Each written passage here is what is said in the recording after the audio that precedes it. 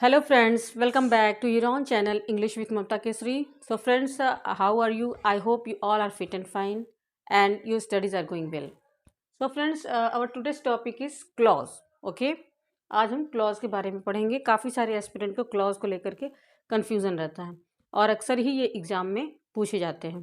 तो क्लॉज के बारे में हम जानेंगे कि ये होता क्या है, कितने प्रकार का होता है, इसकी पहचान हम कैसे करते हैं। आज इसके बारे में हम डिटेल में जानेंगे और इसे बहुत ही ध्यान से देखेंगे तो आपके सारे कॉन्सेप्ट क्लियर हो जाएंगे। तो सबसे पहले देखते हैं क्लॉज होता क्या है। ग्रुप ऑफ वर्ड्स, यानी कि कुछ शब्दों का ये समूह होता है। कुछ शब्दों के समूह को हम बोलते हैं क्लॉज। और क्या क्या शर्तें होती हैं इसको जानेंगे। ये मीनिंगफुल होता है, यानी कि ऐसा नहीं है कि शब्दों का समूह है तो कोई भी शब्द हम ला करके, कोई भी वर्ड ला करके उनका समूह बना देंगे तो क्लॉज बन जाएगा। नहीं, ऐसा नहीं है, बल्कि ये मीनिंगफुल होता है। इसका अपना खुद का अर्थ निकलता है। ओके, और देखते हैं एक चीज़ और देखेंगे। और इसमें सब्जेक्ट और वर्ब जरूरी होता है, यानी कि सब्जेक्ट और वर्ब जो है ये इसमें होना ही होना चाहिए। ऐसा नहीं कि कोई भी वर्ड ला करके हम जोड़ दिए और उसमें सब्जेक्ट और वर्ब नहीं है लेकिन फिर भी क्लॉज माना जाएगा, ऐसा नहीं है। एक चीज़ और आपका कन्फ्यूज़न मैं दूर करना चाहूँगी। काफ़ी लोगों को लगता है कि फ्रेज और क्लॉज दोनों एक ही होता है, क्योंकि फ्रेज में भी वर्ड्स का समूह होता है, ग्रुप ऑफ वर्ड्स होता है, क्लॉज में भी ग्रुप ऑफ वर्ड्स होता है, लेकिन दोनों में कुछ अंतर होता है। अगर आपको ये अंतर क्लियर नहीं समझ में आता है तो आज इस अंतर को आप समझ जाएंगे। क्लॉज का मतलब होता है, ये भी ग्रुप ऑफ वर्ड्स होता है, लेकिन इसका खुद का अपना अर्थ निकलता है। इसमें खुद का सब्जेक्ट होता है और खुद का वर्ब होता है। लेकिन अगर फ्रेज की बात करें, वो भी कुछ वर्ड्स का समूह होता है, लेकिन कोई ज़रूरी नहीं है उसका कोई अर्थ निकले, यानी कोई स्वतंत्र अर्थ निकले, या फिर उसमें सब्जेक्ट और वर्ब अनिवार्य नहीं है कि हो या ना हो, फिर भी वो वर्ड्स का समूह है तो उसे फ्रेज माना जाएगा। लेकिन क्लॉज में ये भी ग्रुप ऑफ वर्ड्स होता है, लेकिन इसमें वर्ब और सब्जेक्ट और वर्ब दोनों ही होता है। ठीक है, अभी एक एग्जांपल देखेंगे। ही ईट्स एन एप्पल, वह एक सेब खाता है, इसको हम एक क्लॉज मान सकते हैं। ही रन्स, सबसे छोटे रूप में लिया जाए, ही रन्स। यहाँ पे देख रहे हैं सब्जेक्ट भी है वर्ब भी है।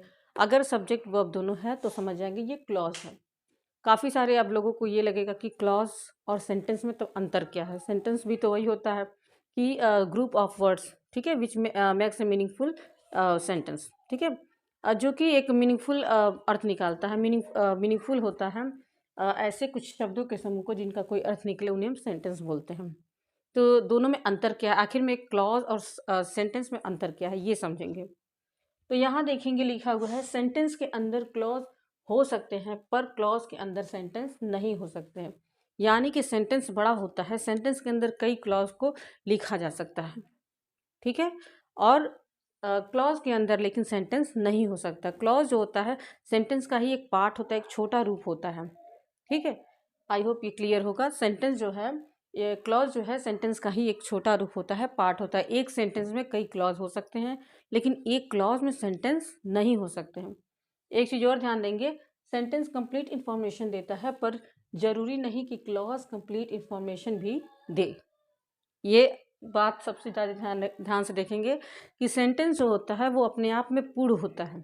अगर एक पूरा वाक्य बोला जाए तो उसमें कोई कन्फ्यूज़न नहीं रहता है, सारी बातें जो भी इंफॉर्मेशन दी जाए वो क्लियर होता है। लेकिन क्लॉज की बात करें अगर, तो क्लॉज ज़रूरी नहीं है कि आपको पूरी पूरी जानकारी, कंप्लीट इंफॉर्मेशन आपको दे। तो ये दोनों अंतर होता है सेंटेंस और क्लॉज में। जैसे यहाँ पे एक एग्जांपल देख रहे हैं, this is the boy who met me yesterday. ये वही लड़का है जिसे मैं मिला था यस्टरडे, मैंने बीते हुए कल को। ठीक है, यहाँ पे देख रहे हैं, यहाँ से लेकर यहाँ तक देखा जाए तो ये एक सेंटेंस हुआ। लेकिन अगर क्लॉज की बात करें तो यहाँ से यहाँ तक आपका एक क्लॉज हो गया। ओके, और यहाँ से यहाँ तक आपका एक क्लॉज हो गया। अगर इसकी बात करें हम, हु मेट मी यस्टरडे, जो मुझसे कल मिला था, तो क्या यह जो क्लॉज है ये अपने आप में पूर्ण है या नहीं, यह बात क्लियर नहीं हो रहा है। जिसे मैं कल मिला था, जिसे मतलब किसे, यहाँ पे बात पूरी तरह से कंप्लीट इंफॉर्मेशन नहीं दे रहा है, तो इसलिए ये क्लॉज हुआ। और यहाँ से यहाँ तक की बात करें तो ये पूरा एक सेंटेंस हुआ, इसमें दो क्लॉज लगा हुआ है। ओके, आई होप ये क्लियर हो गया होगा क्लॉज और फ्रेज में क्या अंतर होता है और क्लॉज और सेंटेंस में क्या अंतर होता है। क्लॉज जो होता है वर्ड्स का एक समूह होता है जिसका अपना अर्थ निकलता है और उसमें अपना खुद का सब्जेक्ट होता है और वर्ब भी होता है। लेकिन ज़रूरी नहीं है कि वो पूरी इन्फॉर्मेशन तो देता है, लेकिन सेंटेंस जो होता है वो कंप्लीट इन्फॉर्मेशन देता है, लेकिन क्लॉज जो होता है वो ज़रूरी नहीं है कि पूरी इन्फॉर्मेशन दे। ठीक है, और क्लॉज भी दो तरह का होता है, ये अभी आगे हम पढ़ेंगे। अभी फ़िलहाल इसे आप नोट करेंगे, फिर आगे हम देखते हैं।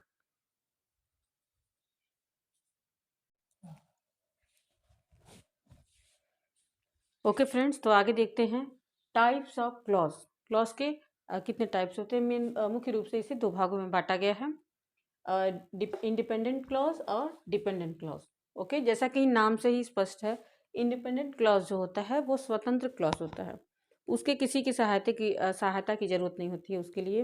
वो अपने आप में एक पूर्ण अर्थ रखता है, पूरी इंफॉर्मेशन आपको देता है। लेकिन जो डिपेंडेंट क्लॉज होता है वह मेन क्लॉज पे जो होता है वो निर्भर होता है, यानी कि उसको कहने से पूरी जानकारी, बात की पूरी जानकारी हमें नहीं मिलती है। अभी एग्जाम्पल देखेंगे तो आपको क्लियर हो जाएगा। यहाँ देखेंगे, he is Mohan who is Rahul's friend. ये एक सेंटेंस आपको दिखाई दे रहा है, he is Mohan who is Rahul's friend, यानी कि वह मोहन है जो कि राहुल का मित्र है। यहाँ पे आपको इस पूरे सेंटेंस में दो क्लॉज दिखाई दे रहे हैं, ये देख सकते हैं। ही इज़ मोहन, एक क्लॉज यहाँ तक हो गया। दूसरा क्लॉज देख रहे हैं, हु इज़ राहुल्स फ्रेंड।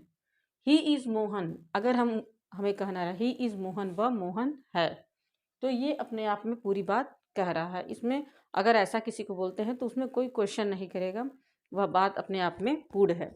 तो ये जो क्लॉज होगा ये हो जाएगा इंडिपेंडेंट क्लॉज। ओके, और यहाँ देख रहे हैं हु इज़ राहुल्स फ्रेंड, जो कि राहुल का मित्र है। जो कि राहुल का मित्र है, यानी कि इस बात को कहने से हमारा बात जो है पूरा क्लियर नहीं हो रहा है कि कौन राहुल का मित्र है। ठीक है, हमें बताना पड़ेगा कौन राहुल का मित्र है, यानी कि he is Mohan who is Rahul friend. Who is Rahul friend, यह एक अलग क्लॉज हो गया। तो ये जो क्लॉज होगा ये अपनी बात को पूरी तरह से नहीं इन्फॉर्मेशन दे रहा है, पूरी इन्फॉर्मेशन नहीं दे रहा है, इसलिए ये हो जाएगा डिपेंडेंट क्लॉज। आई होप आपको क्लियर हुआ होगा कि इंडिपेंडेंट क्लॉज क्या होता है, डिपेंडेंट क्लॉज।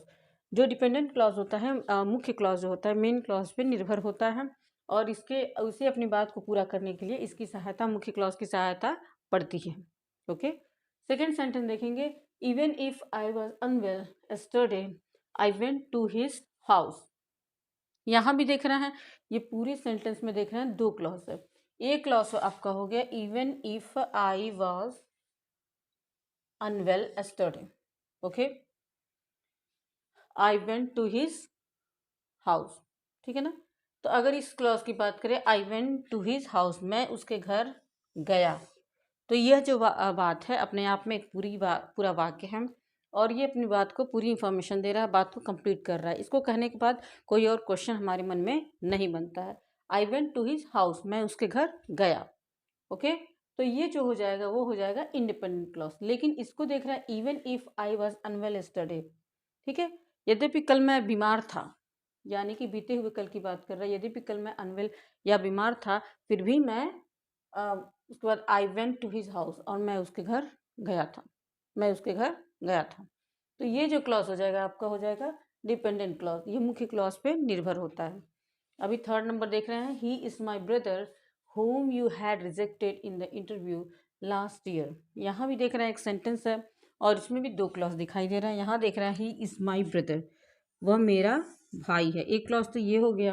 अब अगला देख रहे हैं, whom you had rejected in the interview last year.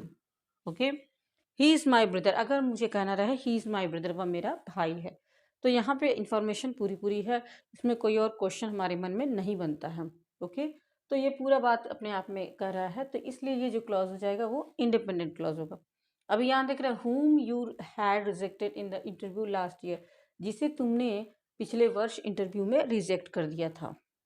तो अगर ये बोलते हैं जिसे तुमने पिछले वर्ष इंटरव्यू में रिजेक्ट कर दिया था, तो हमारी बात अधूरी है। यहाँ पे ये क्लियर नहीं हो रहा कि किसे रिजेक्ट किया था।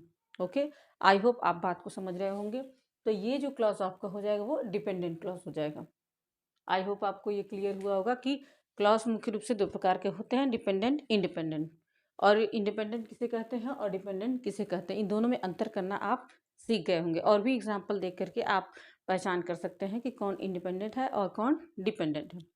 अब इसके आगे वाली वीडियो में आप पढ़ेंगे कि और भी प्रकार उसके पढ़ेंगे, noun clause, adjective clause, adverb clause, इसकी पहचान हम कैसे करते हैं, कैसे हमें पता चलता है कि कौन सा जो क्लॉज है नाउन क्लॉज है, कौन सा क्लॉज एडजेक्टिव है, कौन सा एडवर्ब है। ओके, अब इसके बाद पढ़ेंगे। अभी फ़िलहाल ये वीडियो यहीं तक रहेगा, और इसमें अगर कोई डाउट है तो आप कमेंट में बता सकते हैं। आई होप ये सेशन आपको अच्छा लगा होगा, और चैनल के जो भी वीडियो अगर आपको अच्छे लगते हैं तो चैनल को सब्सक्राइब करें, लाइक करें, शेयर करें। ओके, और फिर मिलते हैं नेक्स्ट वीडियो में। तब तक के लिए थैंक्स फॉर वॉचिंग।